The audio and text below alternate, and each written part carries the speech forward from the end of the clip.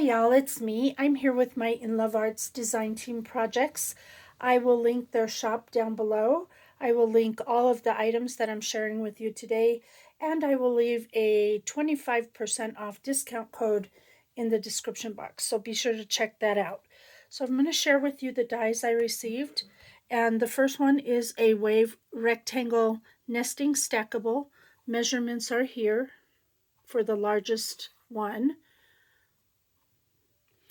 And then I received the Pretty Baking Girl, and there's some words here. They're kind of small. I think it says health, love, and money is what the words say. I didn't use those. I did use her though. I also got this one. It's the Creative Teapot Cup and Cup Decor, and you can see it's a cute little tea kettle with some cups. These are the words drinking coffee and together, and I did use them in a little project I'll share with you. The next one I got is called Branches, Pumpkin, Cookie, and Thanksgiving Word Tag and Decoration. And again, this is a pie, so you actually get two layers. You get the back piece and then the lattice, and that's the measurements again for you. I won't say what they are because you can read them. That's the word Thanksgiving, and if you'd like to see what that looks like, that's how that comes out. It's very pretty font. And this one's supposed to be a cookie that reads happy, so I guess you would do Happy Thanksgiving. And then the next one is Kitchen Apron Decor, and there's the measurements. So you get the apron, the pocket, and the utensils. This one is called Tableware Decorative. So you get the fork, the plate, the knife, and a smaller spoon and fork. Then I got the original juicer machine frame. So you get the back piece and then the layering pieces that go on there, including the little blade. I also picked up the portable mini treat bag, and that is the finished measurements right there. It's pretty cute. And two more, the word grateful, which is this here. I didn't use it in a project, but I wanted to show you how it looked. And then this photo label frame, challenging, but I figured it out. So let me get started with showing you what I've created, and I'm just backing up a minute because I have the, so I used the Baking Girl. I decided when I picked out my dies for this particular time, I decided I wanted to try to put together some kind of a recipe book. So I chose to do it in a binder. And as you can see, I have her on the front. I cut her out of fun foam. So yes, these dies can go through fun foam. Really cute. I had a die in my stash that I used for the cake, and these are thickers. You can see I did a lot of stitching on all the different layers, and she's so cute. I even pieced her apron on and her shoes, and then it does have the same on the back so that it's a complete look. When you open this up, there's a clear pocket on the side with some recipe cards. And this is a digital kit that I printed off of Etsy. So the first thing you're going to see there is you're going to see the teapot set, which is here on this side. So this will be for beverages. And I haven't labeled the words yet because I may change the wording. I don't know yet. But each tab divider I decided to make into a little pocket. That way if you had a cutout recipe, you could just stash it in there until you had a chance to fill in your cards. So that was the first one. And then you can see there's cards that will go in there. The next one I used was the apron and the pie. So again, that was from this set here, the pie, and the apron set, which is in here somewhere. There's so many dies going around. That one. And you can see here, I decided to use the apron die. I cut this out of the pattern paper, the little mitt, but there's the utensils that come with it. And I decided to use ribbon as the tie closures. And for this little scallop detail, I used one of these dies from this set just to use it as a border. And then the pie was 3 colors. I used, to cut out the dough at the back, the red in the next, and then the lattice. So that was pretty cute. And that will be the baking section. And again, there's a pocket there, more cards.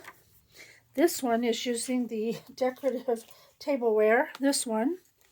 And what I tried to do was, it does cut out the center, so I tried to make it look like a plate with a pretty rose on the center and a red frame. Here's the knife and the fork. Again, a pocket. This will be main dishes when I get to this section. And then the last one is the juicer machine, which is right here. And you can see how cute that is. It puts the little spinner thing in there, and you have all the layering pieces. Super cute. And then there's more cards and another pocket in the back here if I want to store some other things there. I may send this off to my daughter, so I'm not quite sure yet. But anyhow, that's all of those dies and how I chose to use them.